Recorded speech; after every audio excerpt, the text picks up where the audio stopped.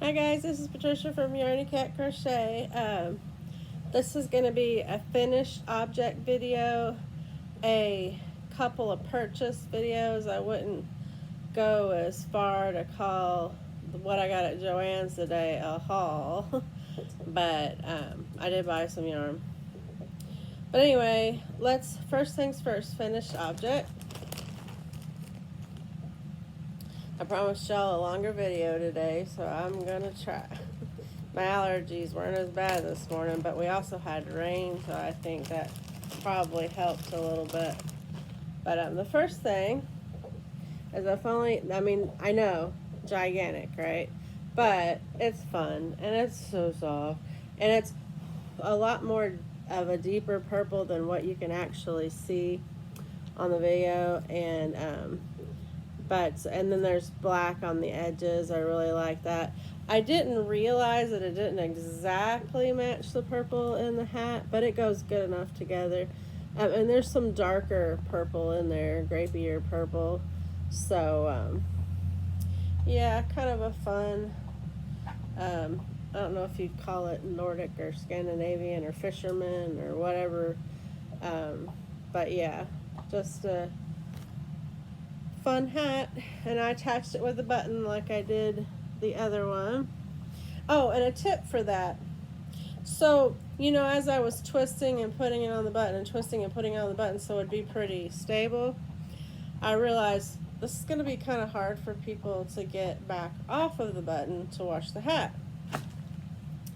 And also with me, because I have rheumatoid arthritis, my hands are pretty janky. But, it's harder for some people to grip. So this is what I tried out. It worked really well. And you take a crochet hook, not the tiniest crochet hook, but like one with a smaller than what you would normally use, like maybe a 2 or 3, and lift the button gently and put the crochet hook under and grab one of the loops out, the furthest loop out that you can find. And then that way you can grab a hold of it and then take it off. Just a small thing I learned while I was trying to figure it out myself. But anyway, so that was the poof for that hat. I finally got it on there. It's beautiful poof, so soft. Like I said, back of the day, fluffs them up with a hairdryer. Some people just shake them up, fluff them up that way. You can do what you want. It's your hat, your beanie. But yeah, I keep that in a bag to keep it safe until giving it as a present. So everybody's doing, not everybody, there were a few people already doing pumpkins, and I wanted to get in on it before everybody had did it. And I didn't have a pattern. I just thought of what I want to do. I saw somebody, now I didn't fully watch their video or get into their pattern or nothing like that. I didn't want to do that because I didn't want my mind tainted with their project and copy something. I didn't want to do that. But one thing I did notice is the lady who did it had a knitting machine, and she knitted a tube, and then she took the tube and stuffed it. She pulled the 2 sides so that it would cinch up, and then she pushed it down in together and made her pumpkin. So I knew that I was going to have to do something along that order, but she didn't knit on a knitting machine, and that's where any similarities to this project end. And so I thought how I was going to have to make it to make it look like a pumpkin. Some people tie the strings to make the pumpkin ribs, I guess you'd call it. And I was wondering how I was going to do that. Everything was going through my mind how I was going to do it. But I knew I wanted to do the ribs with the single crochet. So here's the pumpkin. Let's give you a good look at it.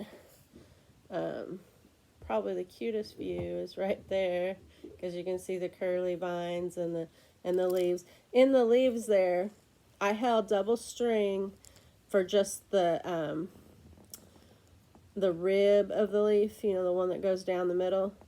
and I held brown and the green together so it would give it a contrasting color, make it look more like a veined leaf. And then I let go of that brown string, and I single crocheted, half double crocheted, half double crocheted, double crochet, half double crochet, half double crochet, single crochet. Oh, I chained about 6, I believe it was.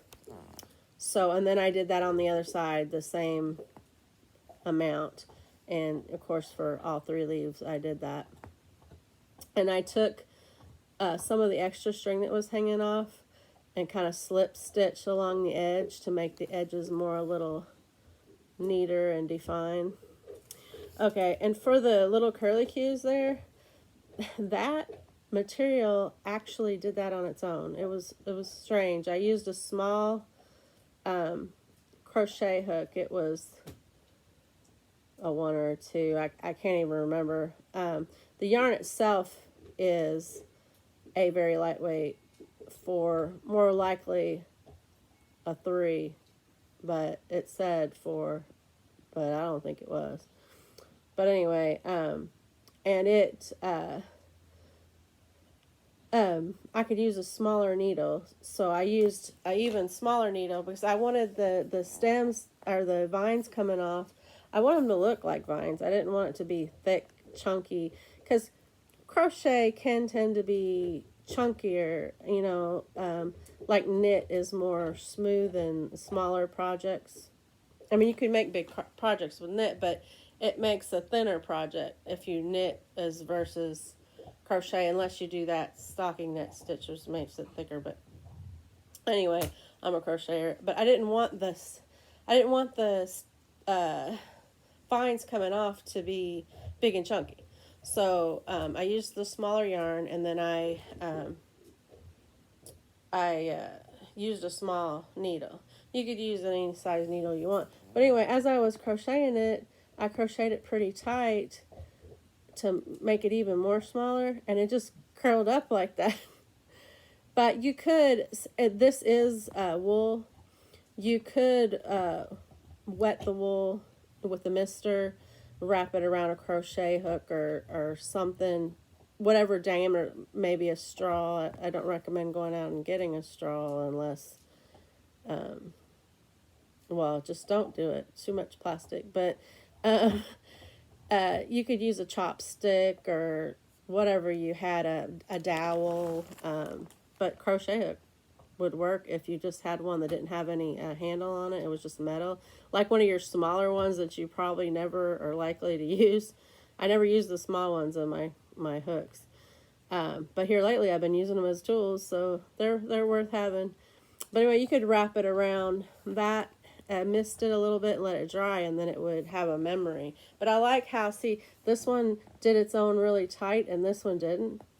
It just was kind of, I don't know if it's how I was holding it or what. Also, another thing, you can see it's not completely, I stuffed it, and you can see it's not, like it's like bigger here, a little thinner here, like an actual pumpkin would be if you picked it out of the thing. And I thought that was really cool. This yarn I used here was a chain spun. I want to say it was because the 6 that I got is kind of thin, so I want to say it was a 7. But you can use whatever chunky, because you can make these bigger, smaller. Anybody who crochets, if you don't crochet, you don't know, but if you go up in size on yarn, or up in size on a crochet hook, or down in size in yarn, down in size on a crochet hook, you affect the, or you make it a smaller project. So you could take everything I did with this one, but decrease the yarn, decrease the needle size, and make a baby pumpkin, which would be super cute. But anyway, so, but yeah, this was a bulky yarn, and I single crocheted it, and what I did was, okay, so I'm gonna set this down one last, oh look, so cute. Well, I'll bring it back up later before I leave, but anyway, it won't go anywhere. So I took and I chained 20 stitches, 20 chains, plus an extra one for the up, you know, going up a stitch, so it would still be 20 stitches. So basically you chain 21, and you go in the second chain from your hook, which, like, there's the chain on your hook and then the next chain, that's the chain you go into, and so you'll have 20 stitches. So I stitched it 20 stitches this way, and then for the first row I single crocheted in every stitch, and then I chained one and I turned. In the second row I single crocheted in the back loop only, chain one, turned, and you just keep going in the back loop only, single crochets, until you get about it was between 40 and 44. You just stop when you get to the size of the pumpkin. You know, I wanted mine to be this wide, so I stopped when I knew it was going to be. Now, it's going to stretch a little when you stuff it with the stuffing. You want it to. You want it to. Also, when you, well, let me finish how it goes, and then I'll describe that. But so about between 40 and 44 rows, you just stop when it gets, like, if you want to even wider pumpkin, and you can make pumpkins.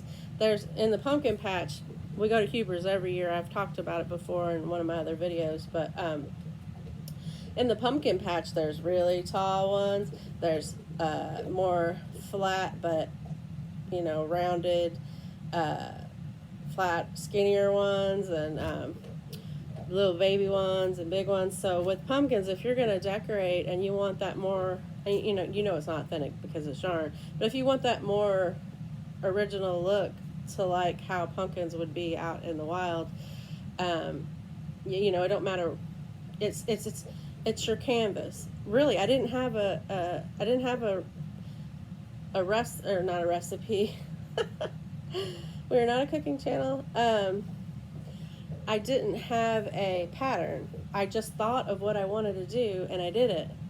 And sometimes I can do that, sometimes no. But just with pumpkins, I get really excited. Fall, I get really excited. I think you have to be passionate about something in order to come up with ideas to do. And if you're not passionate about it, like if you want to make a cowl, you might be like, well, which cowl should I make? I better look up some tutorials, because cows really aren't my main passion to make. So I would be less able, you know, less artistically motivated to come up with something. But with pumpkins, you know, I'm all in. So you basically, it was 20 chains to start with, 21 for the turning chain, and then I single crocheted the first row, single crocheted in the back loop only on every row after that, and between 40 and 44 rows to get this size of a pumpkin, which is, I mean, that's pretty good. You don't want things to be extra huge, especially when you live in a Barbie house or grandma house, like my husband calls our house because it's so small. But so anyway, it's perfect for us, and I just love it. It's actually my first, I guess you can consider this amigurumi. I mean, if I put eyes in the mouth, it definitely would be an amigurumi, right? But yeah, so that's basically my first amigurumi video. But so anyway, so get to the stem. Oh, well, let me tell you how I made it into the pumpkin. So once I got it all crocheted up, I folded it where it would meet, you know, each seam would meet each other. And I slip stitched all the way across, which ends up, you can't even tell where, let me see if I can find it. Depending on the row that you end on, I think as long as it's a even number, once you slip stitch it in, it just, once you slip stitch it to the other side, it just makes a rib as if it's nothing has changed. It looks seamless. As a matter of fact, I can't even tell you where it's at. I can't find it. So, you know, it just blended right in. But what you do is you match up the ends and you slip stitch all the way across, which gives it the rib, right? You know, it makes it look just like all the other ribs. And so much so I can't even tell it. But you make sure that you line up each row so you don't have it bunching up on you. Okay, so then after I did that, I took a needle and I wove in and out with the needle all the way around and cinched it up. Then I pulled that cinch as much as I could to make the bottom go up in like that. Isn't that cool? And then I held that string, and with the other hand I stuffed the stuffing all down and around the inside the pumpkin to put as much stuffing as it needed. And then I took the string, and in the top, so you think of this like a basket, the top of the basket of the pumpkin, I ran the string into the rim and pulled it up as much as I could to make that bottom portion be sucked up in there. And then I ran it into the rim and tied a knot so it would hold that part in. And then from the knot, I wove the needle in and out the edge all the way around, just like I did the bottom, and then cinched that up. And then I took the needle and I went in all the way to the bottom, out, pulled it real tight, poked the needle back in, went up, did that till I got it to be the, you know, the cinched that it is. And it made the sides round, and it wasn't perfect. Like, one side is, like I said, a little bit shorter, but it makes it look like a pumpkin from the field.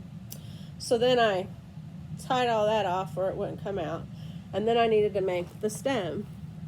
Okay, so if you've ever made a finger on a crochet glove, it's about the same process. I crocheted a ring to start with. I put it up near my pumpkin so I would know about the diameter that it would need. So depending on what size your pumpkin is, it's going to be bigger or smaller. But then, you know, I made a ring. Okay, and then after I made sure that it would go for my pumpkin, I single crocheted around and around each. I didn't do it in a spiral. I did each row and then connected and then made the next single crochet row. But I did that till I got a long enough stem. It's like I said, it's going to be different for everybody's. I stuffed that with fiber fill and I sewed it on. But then I had a problem. This part of the pumpkin here, arm of the stem, was really fat. It looked like I don't know, like a stem that was melting, basically. It was fatter at the bottom, and I didn't want that. I wanted if you've ever been in a pumpkin patch or just got a pumpkin from anywhere, they have that woody stem, and it's kind of thinner, you know, and stiff. I could actually hold this with that, but I don't really want to, but I did tie it on there pretty good. But so I thought, how am I going to fix that? Because I really don't want to make another one. And then, as you do with improvising in your craft, I thought, well, I can make, what do you call it, felting, where you take the needle and you, if you haven't felted, you'll have to look up a tutorial, but you take the needle and you poke at the felt, or poke at the wool until it gets into a tiny ball. And the more you poke at it, the tinier and denser it'll get.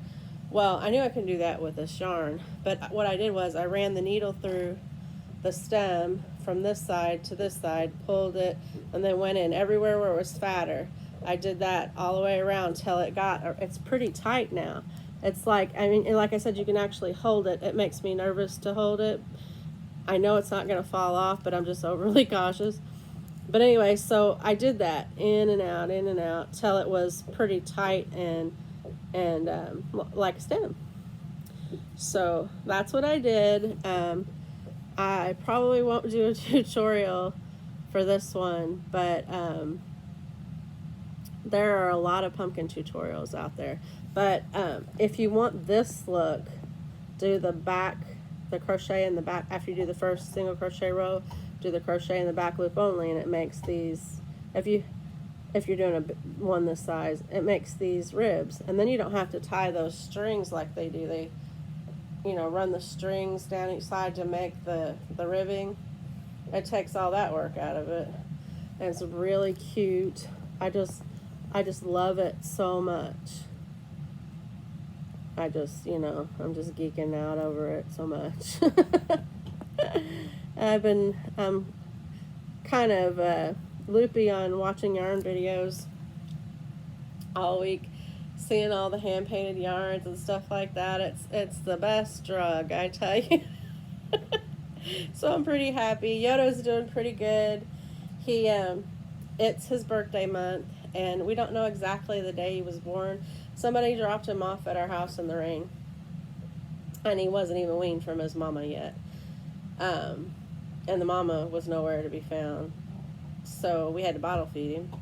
But it was in the end of September, and so we don't really have a day, but how he'd been so sick and he's feeling so much better.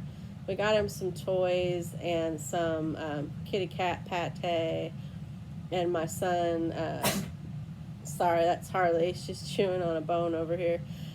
My son made him a little crown and took pictures, and anyway, he just loved all over all his toys, and it was so cute. So I don't know why I got off on that.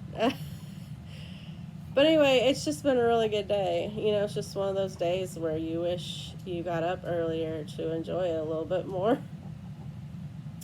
So, okay, so that's the pumpkin. That's the finished object. It's besides the hat, which I'd already finished, but I put the palm on that. So that was that finished object. This is this finished object. I am slowly getting objects finished. I got the palm. For this hat, let me take it out of here because it looks ridiculous in the bag all squished up like that. So, yeah, you can't see it. It looks rather fluffy too. It's not really that shape. I have to shape it up. But anyway, the white yarn is very, very sparkly yarn. But you can't see it, and it's got that. It's called Icelandic in Red Heart Super Saver. It's not as soft as the white that I used on it, but the white's going to be on your face, around your ears. So, it doesn't matter on your hair. Your hair negates the need for softness because it's so soft. But anyway, it's soft enough. And plus, like I said, once I attach the thing where they could take the palm off and wash it in some fabric softener, it'll be super soft. But see how it has a gray and a dark gray and then the blue. So I didn't know what I was, and then the white. I didn't know what color I was going to get for the top, but I got online on Etsy and I got a palm, and I paid a little bit more for it because it's handcrafted, people. We got to remember, these people, they put their time and their money into trying to, it's kind of squashed because it was in the bag. Now, it is a small one. It's not like the other ones, but it has such a big halo on it. I'll have to, you okay there, Harley girl? I think that choking. I'll have to, do the hairdryer thing, but look how oh my goodness, it's so soft. And then she sends a little, I think it's a wooden, it kind of looks like leather, but I think it's wooden button so that you can attach it, and the string is long enough. You can use the string to attach the button. So that's really cool. And you can see that ties in there, and then you could just pull it, untie it out, and wash the hat, and then run it back through there. Pretty cool.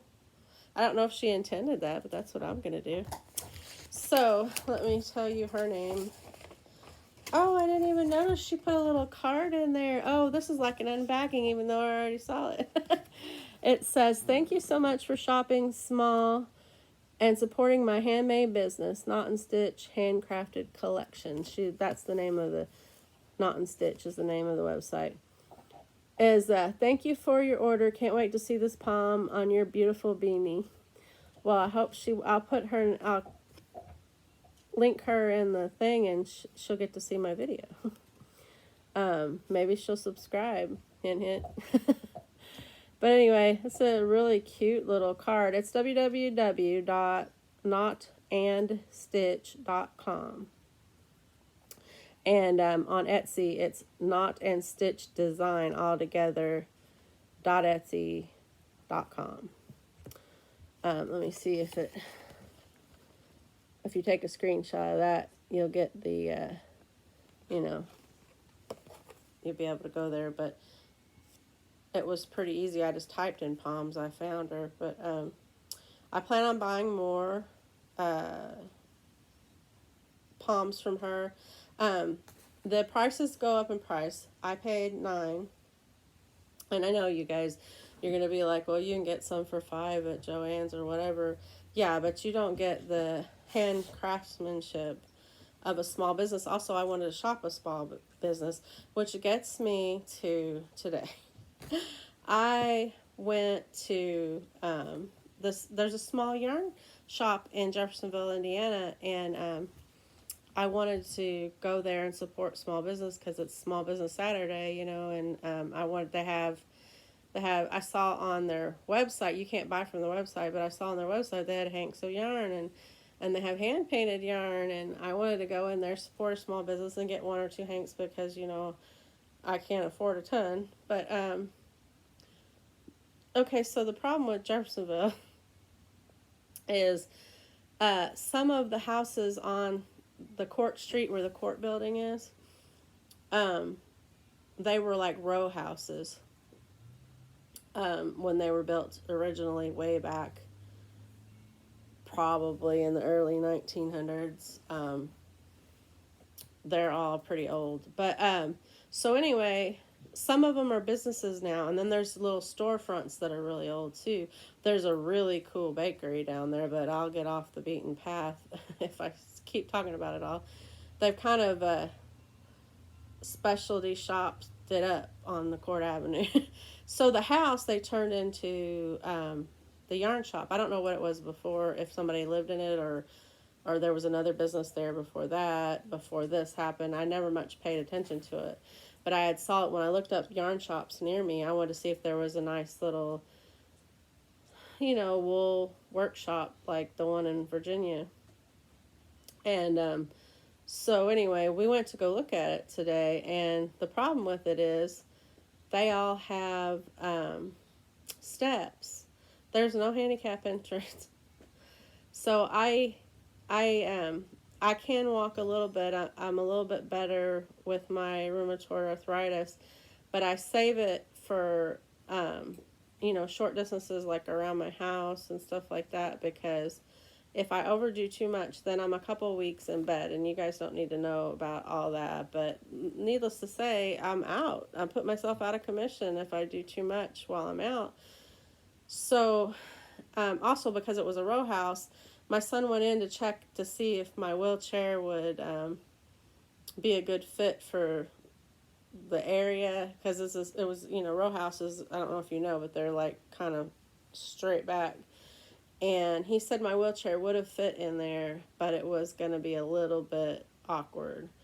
And but he said they had a lot of nice, lovely yarn, and I wish that I could have got in there. And then you guys would have saw a small business besides this one video. I was going to make a video on it, but that don't deter everybody else if they want to go check out. I'll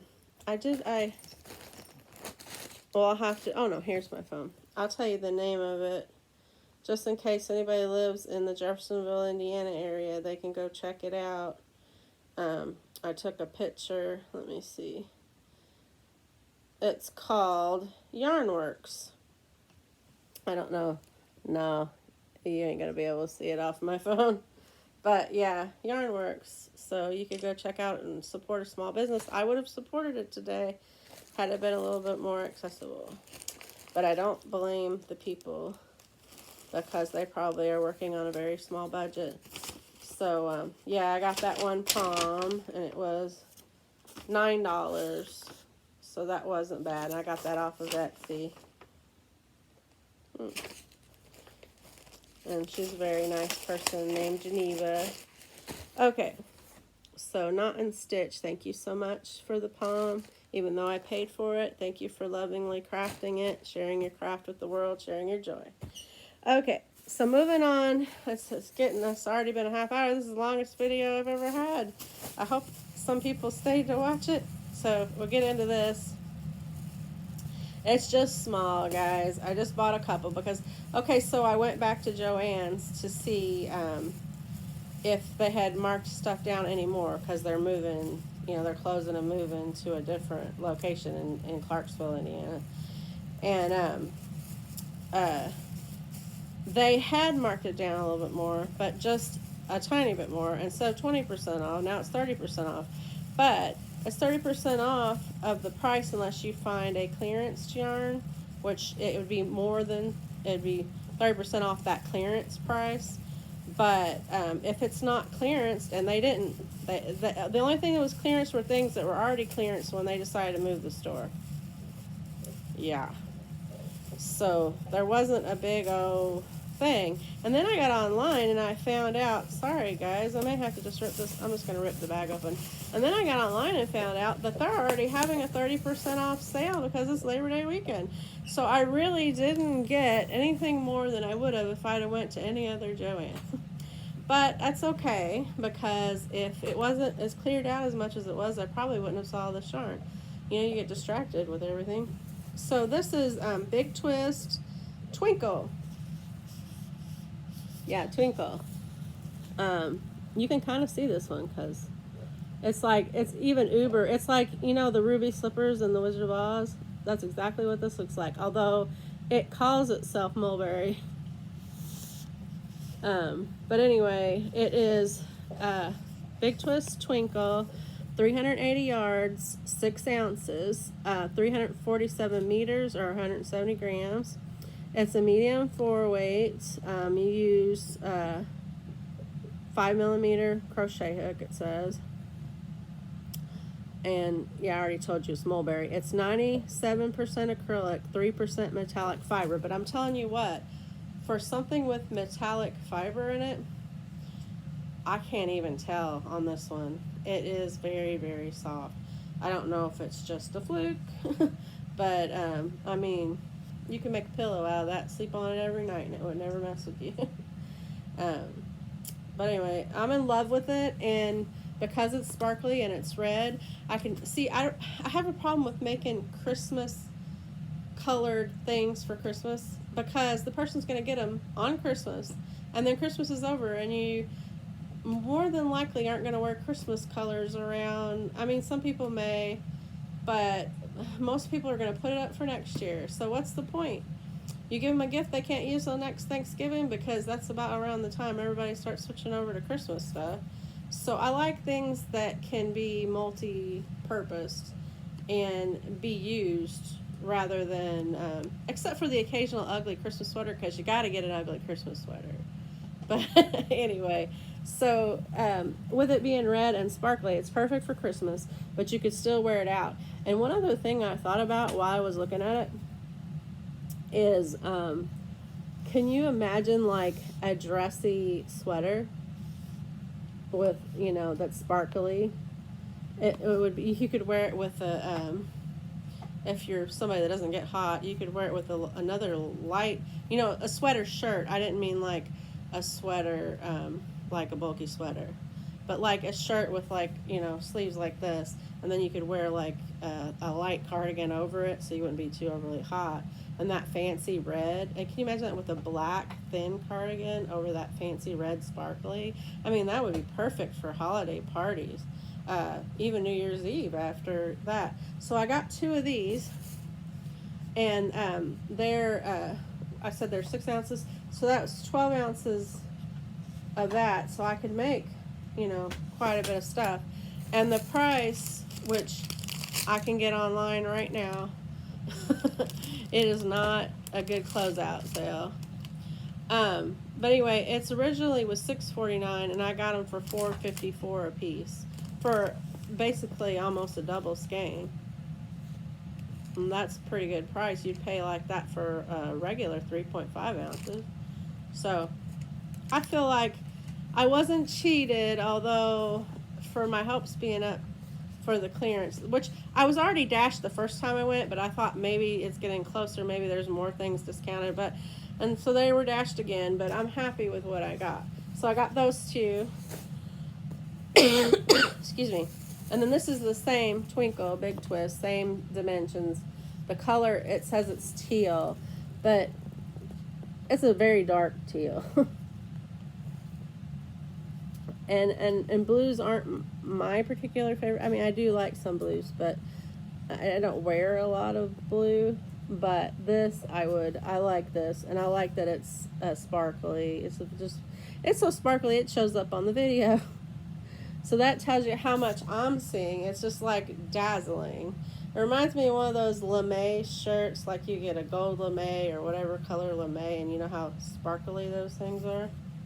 But yeah, and just as soft as the red. So that big twist twinkle is worth that. You know, they're a value yarn, but it doesn't feel, it's a great value is what it is. So kudos to, I guess it's a Joann's brand. Kudos to Joann's for that line of yarn. Oh, incidentally, they did have Christmas yarn there, but I didn't buy it. So this is Caron Simply Soft Speckle, and it was the cheapest one out of the, I guess, all 4 yarns. I only got one. It's called Seashell. It's a 4-weight, but with Caron Simply Softs, they're very light 4-weight. And it's 5 ounces. And I got it. Its original price was $5.49. I got it for $3.84 for 5 ounces. I believe I got good prices, whereas I didn't get a steal, I did get a deal. So thank you, Joann. I know it doesn't sound like super excited, but I am glad. This would make a really nice cowl. I had her scarf, but I'm thinking a really soft cowl. I would like that. It kind of reminds me, with the colors, it kind of reminds me of fisherman's wool a little bit, but it's I believe it's 100% acrylic. Yeah, 100%. So, I mean, it's vegan approved. So, okay. So, that's the yarns I got. Let me see. Is there anything else? I showed you the pumpkin. We'll give it another little showing. I really like, I see how the stem kind of tilts a little, and you know, just looks natural. As far as a crocheted pumpkin is gonna look natural. And I don't know, I'm in love with it. So thank you so much, guys, for staying till the end. I really appreciate everybody who follows me. I'm up to, like, I think 88 YouTube followers, and just like 101 Instagram followers. If both of y'all could get together, whichever ones of y'all aren't subscribed to the other one, I'd be really happy. But I'm already really happy. I have quality subscribers, and that's what counts.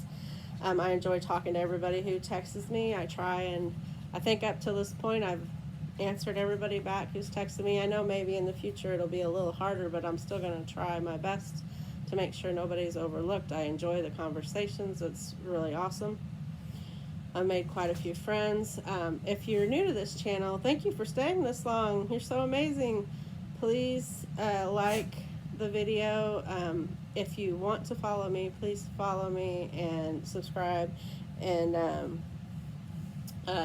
share with your friends, anybody who likes yarny content. My pattern's going to be done soon. Well, done as far as I'll be able to share it with the people that are going to check it out for me. I took a little bit of a break because, you know, enjoying Yoda feeling better and trying to get some time in with him, and loving on my dog Hartley, who's over here so good. She's so good. Being so good over here in the corner. But I plan to have more stuff like this, so if y'all want to, please subscribe, and I'll try to put out some more videos for you guys. So tell we see each other again. Thank you. Spread your joy to the world and give somebody a smile. You never know what that's going to do for their lives. Just one smile could change a person. Thank you so much. Bye-bye.